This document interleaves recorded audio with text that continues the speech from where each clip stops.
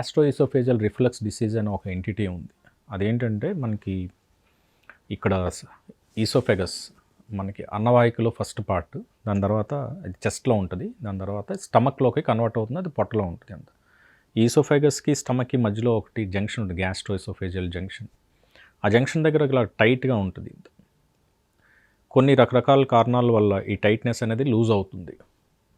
So అప్పుడు ఏమవుతుందంటే మనం మామూలుగా ఫుడ్ తిన్నప్పుడు పైనుంచి ఈ ఏరియాకి వచ్చిన తర్వాత అది లూజ్ అయ్యి కిందకి వెళ్ళిపోతుంది, మళ్ళీ దాని తర్వాత టైట్ అయిపోతే ఈ తిన్న ఫుడ్ వెనక్కి రిగర్జిటేట్ అవ్వకుండా చూసుకుంటుంది అది. బట్ ఎప్పుడైతే లూజ్ అవుతుందో, లూజ్ అయినప్పుడు స్టమక్లో ఉన్న ఫుడ్ యాసిడ్తో మిక్స్ అయిన ఫుడ్ ఇలా బ్యాక్ రిగర్జిటేట్ అవ్వడం వల్ల ఇక్కడ చెస్ట్లో మంట అనేది వస్తుంది బేసికల్గా. సో దీన్ని మనం గ్యాస్ట్రోఫేజియల్ రిఫ్లెక్స్ డిసీజ్ విత్ రెట్రోస్టర్నల్ పెయిన్ అంటారు.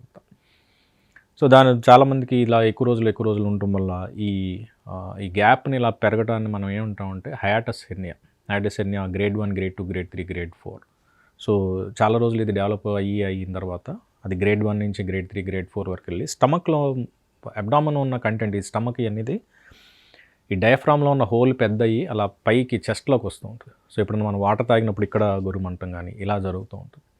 ఈ గ్యాస్ పెయిన్ అనేది కంప్లీట్గా డిఫరెంట్. అదేంటంటే మనకి ఇక్కడ పొట్టలో ఇన్ఫెక్షన్, హెచ్ పైలోరీ అనే ఇన్ఫెక్షన్ ఉంటుంది.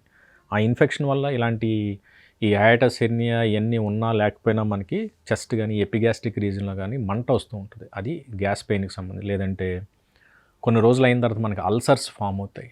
అల్సర్స్ ఫామ్ అయ్యి మిడ్ నైట్లో తిన్నా కొంచెం సేపటి తర్వాత మిడ్ నైట్లో పెయిన్ రావడం, మళ్ళీ ఏదైనా తిని తాగేంత వరకు ఆ పెయిన్ తగ్గదు, అది గ్యాస్ పెయిన్.